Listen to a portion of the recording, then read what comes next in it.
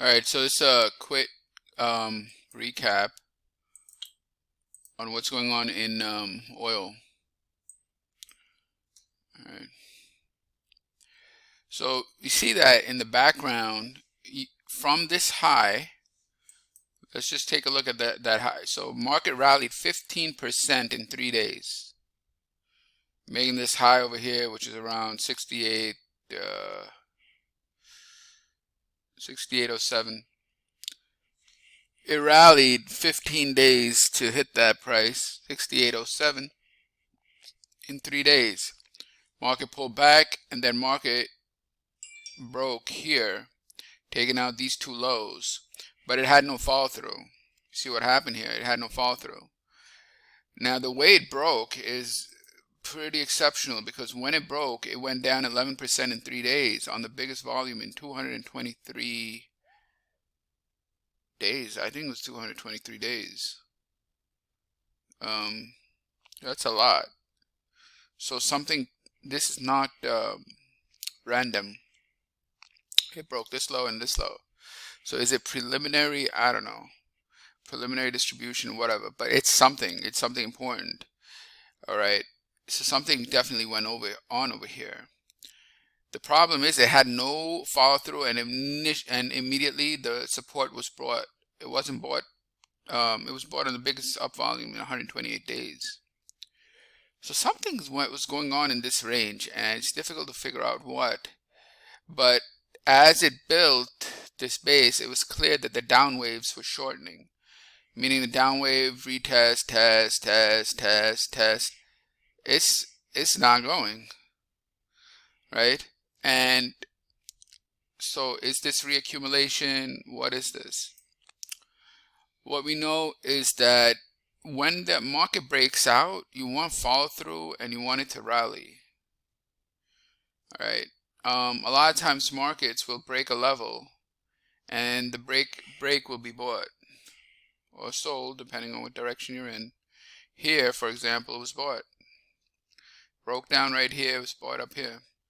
But this bringing it right back is not as bullish as it seems, because yes, it still remains to be seen, right?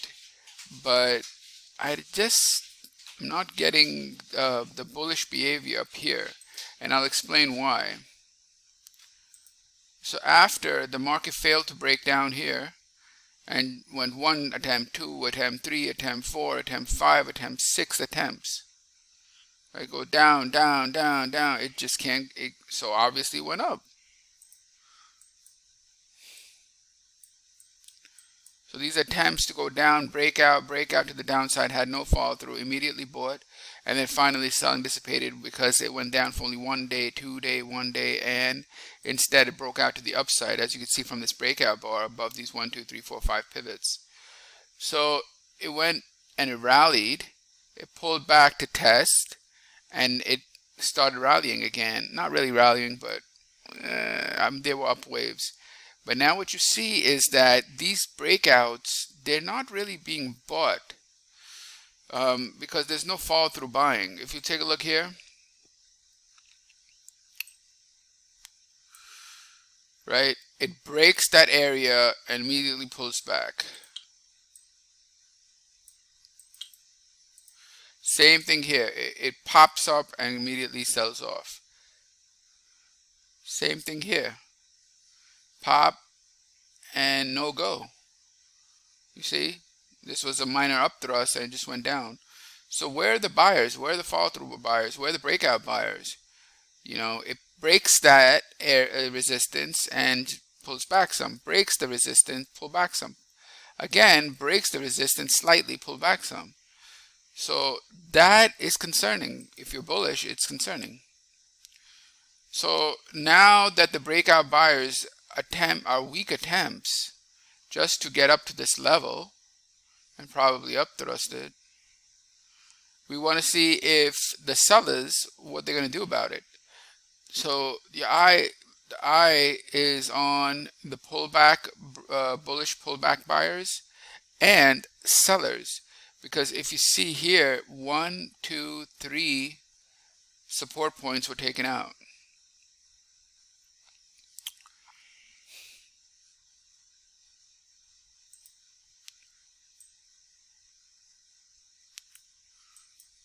One, two, three, crack.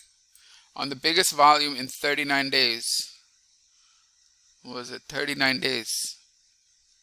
Almost 2 months. The biggest volume right here. Crack. So now the question is, and then right after that, it had a fall through down bar. And right now you have some type of reversal, but it doesn't seem that strong. At least I don't see that yet. So definitely need to check for that. Anyway, so the situation here, breakout buyers are not buying. So sellers pressed it, broke 1, 2, 3 lows on the biggest volume in 39 days, had a fall through bar, and then is testing or reversing back up. I don't know, but we'll find out. And this wave is the biggest 7% down in 3 days. Okay, that is meaningful. Okay, now what we'll do is we'll take a look at the Renko.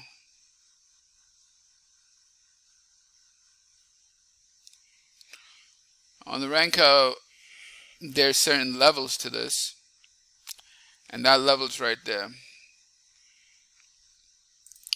I want to see what price is going to do when it goes to this level. Why? Because this is a distribution brick. It's basically just some volume there, and 124 is the biggest volume in this entire wave down, as you can see. 124 bigger than 53, 31, 64, 44, 55. So there's a lot of pressure coming from that area, right? All right. So now the volume is coming back to test that area. The other thing to note is these bulls. Oh, shit. Hold on. Where was I? All right. So here's the sellers. Here are the buyers. That's what I'm trying to say. The sellers up here. The buyers over here. Why? Look at all this volume. Look at all this volume up here. This selling led to this down move. This distribution led to this down move. This buying is now leading to something. So I want to see what happens up here. And the price is coming to that area. So you have 6 bar 1, 2, 3. It went here, pulled back, loaded, and now it's getting ready to test. Anyway, so now let's go to the 5 minute. Because as we approach that area, it gets even more and more critical to see what's going on. So you see, this is the trend.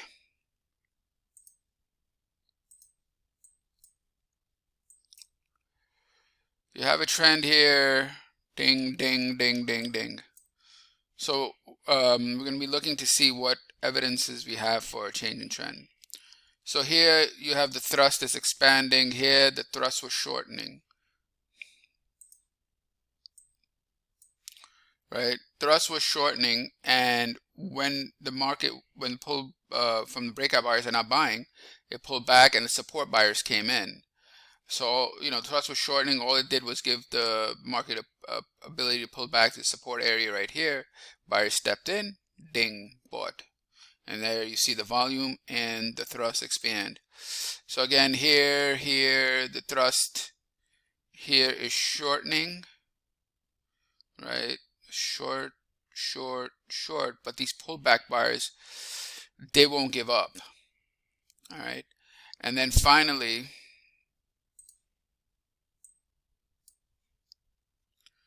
thrust was shortening, so it went back to support. They're still there. Thrust is shortening, went back to support. They're still there, and now you have all this volume come in. So from this support area, you had all this volume come in. I think, you have to ask yourself, who's going to buy more up here versus over here? So you have 23 here, which is better prices, right? Because it's lower, buy low, sell high. And then you have higher prices up here and more buying up here. So smart money, not so smart money up here, right? So smart money bought here. You can see their high volume, etc. Big wave, high volume, big wave, high volume there. And I believe that that's climactic. So I'll label that as climax.